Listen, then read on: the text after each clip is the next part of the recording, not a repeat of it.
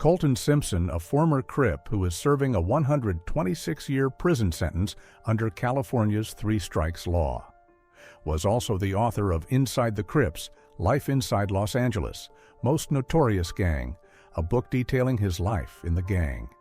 In 1998, he was charged with attempted murder and sentenced to 40 years in prison. He is the son of former baseball player Dick Simpson. His prior convictions include a 1986 conviction for robbery and attempted slaughter. Simpson was arrested in March 2003, 2 days after a jewel robbery in Temecula, California. Rental documents linked him to the getaway car used in the robbery, and he was identified as the driver by two police officers who had pursued the car. This is his story. Esther Nichols was a sales associate in the jewelry department of the Robinson's May department store at the Promenade Mall in Temecula.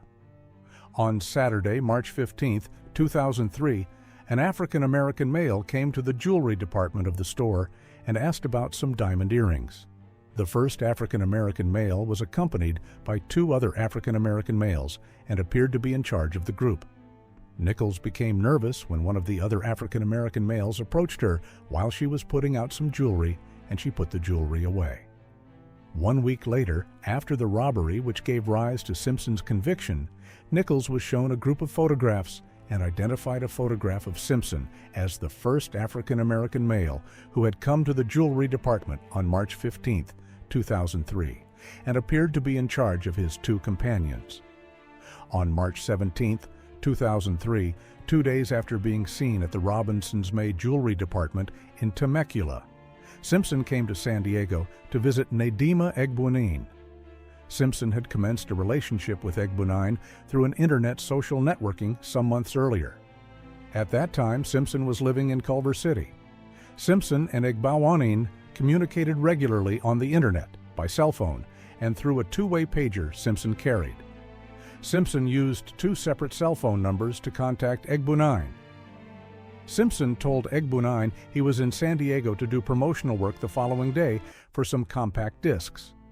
Simpson was driving a black four-door Mercedes and was accompanied by two other African-American men who he introduced as Jay and Tony. One of Simpson's companions was wearing a baggy, long-sleeved white shirt, was slim, had short hair, and lighter skin color. The other companion was wearing a black long-sleeved shirt, was heavier, had very short hair, and was very dark. At the time of trial, Egbunin could not recall which of Simpson's companions was Jay and which was Tony. On the evening of the 17th, the four went to a bowling alley and socialized. Egbunin drove the group in her car. On the way back to Egbunin's home, Simpson told her he needed to rent a car because he did not want to put additional miles on the Mercedes doing the promotional work. Egbunin stopped at a budget car rental office, and Simpson initially attempted to pay cash for a rental car. However, the budget representative told Simpson and Egbunin that a credit card was required. Simpson then asked Egbunin if she would rent the car with her credit card. Simpson promised he would reimburse her in cash. Egbunin agreed and rented a Ford Taurus.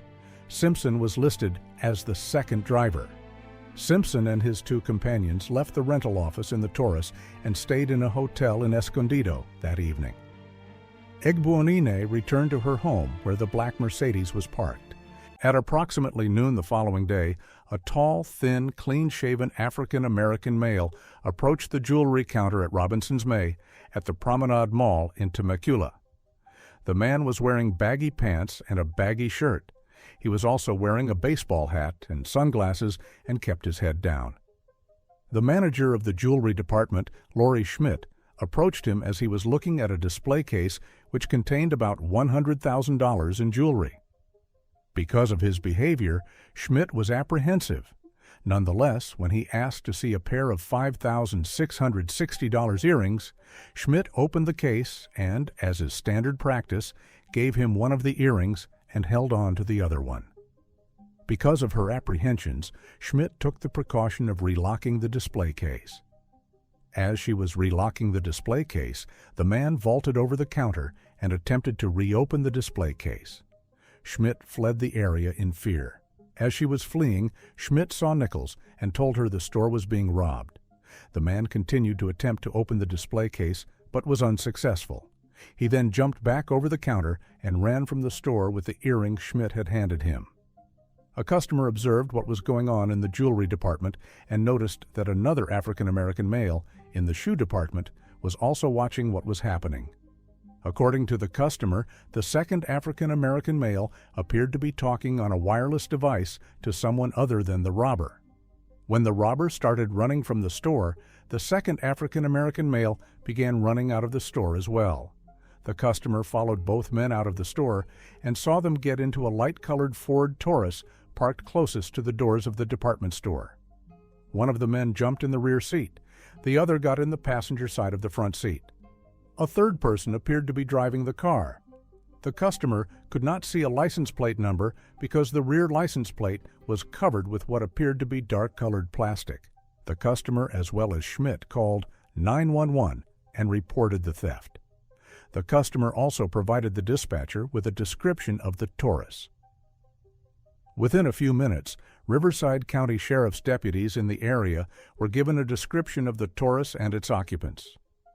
Two of the deputies, Bruce Pearson and Robert Marks, drove to a freeway interchange approximately 2 miles from the Promenade Mall. Within a few minutes of arriving at the interchange, they spotted a Ford Taurus matching the description provided by the customer heading south on Interstate 15. When the deputies got behind the car, they noticed a black bag attached to the rear license plate frame, partially covering the license plate number. As the deputies were following the Taurus, it sped up and the bag blew off, revealing license plate number. The deputies activated their overhead lights to pull over the Taurus. The Taurus's hazard lights came on, and the car pulled across lanes of traffic to the shoulder. The deputies activated their siren and additional lights on their car. The Taurus exited the freeway at a truck scale and stopped. One of the officers, Pearson, got out of the patrol car, and the other officer, Marks, attempted to get a shotgun out of its holder between the two front seats of the patrol car. According to Pearson, the driver got out of the Taurus, put his hands up, and faced the deputies. Marks was having difficulty getting the shotgun out of the holder, and the driver of the Taurus got back in the Taurus and drove back onto the freeway. Marks and Pearson attempted to pursue the Taurus, but because the Taurus reached speeds of 90 miles per hour and the deputies were having difficulty communicating with their dispatcher, they ended the pursuit. A short time after deputies Marks and Pearson ended their pursuit of the Taurus, one of Simpson's companions from the night before, Jay, called Egbunine from one of Simpson's cell phones and told her Simpson had been carjacked by 2 men while Simpson, Jay, and Tony were at a Del Taco restaurant in Escondido. Jay told Egbunine they had reported the incident to police. Egbunine called the police herself as well as Budget and reported what she had heard from Jay. Egbunine then tried to reach Simpson on his pager. Jay called Egbunine back and told her that the police had come and gone. When Egbunine told Jay that she had also called the police, Jay spoke briefly to someone who was near him and then told Egbunine that she should not tell the police that Simpson's Mercedes was still at her apartment complex. About an hour after the car chase had ended, Simpson called his cousin, Sonia Smith, Sonia, and asked her to come and get him at her brother's apartment complex in Lake Elsinore. Simpson told Sonia that he had been carjacked and that he needed a ride back to San Diego, where his car was parked. Shortly thereafter, Sonia picked Simpson up at her brother's apartment complex and took him to Egbunine's apartment complex in San Diego. When Sonia picked Simpson up, he was alone.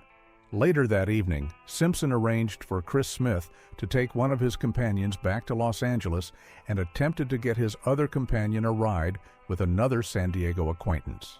During the afternoon and evening, Simpson had several text communications and telephone conversations with Egbunine, in which he explained that the person who carjacked him had forced him out of the car on a freeway near Los Angeles, and that his cousin had given him a ride back to his house in Los Angeles.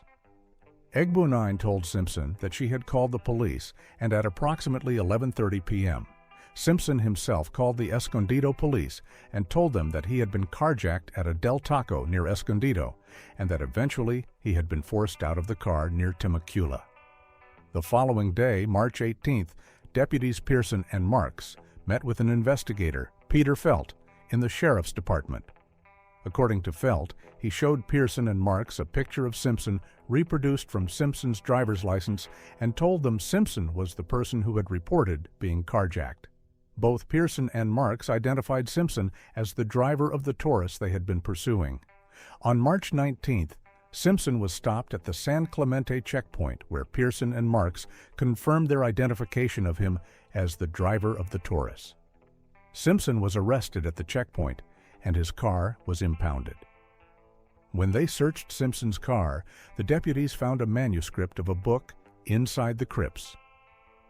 The book described Simpson's life as a member of a gang, including his participation in a number of jewelry store robberies. Inside the car, the deputies also found a day planner. In the day planner, the deputies found brochures advertising various types of jewelry and a business card from a J.C. Penney store located in the Promenade Mall in Temecula. A few weeks later, on April 7, 2003, police discovered the Taurus abandoned in the parking lot of the apartment complex where Simpson's cousin lived and where his other cousin picked him up on the day of the robbery. In his defense, Simpson called a friend, Valentin Martinez, Jr. Martinez testified that he and Simpson had worked together in the music industry and that on the afternoon of March 17, 2003, he and Simpson were working in a studio in Los Angeles, and that later that evening they went to a strip club together. According to Martinez, Simpson did not mention anything about being carjacked. Simpson was convicted on the robbery, evading, commercial burglary, and grand theft of personal property counts. The jury returned not guilty verdicts on the vehicle theft and grand theft of a motor vehicle counts. In the bifurcated proceeding, the trial court found true the prior prison and prior serious felony conviction allegations. At sentencing, the trial court stayed the sentences on the commercial burglary and grand theft counts and imposed an indeterminate sentence of 50 years to life on the robbery and evading counts, and a determinate sentence of 42 years on the prior conviction and prior prison term allegations.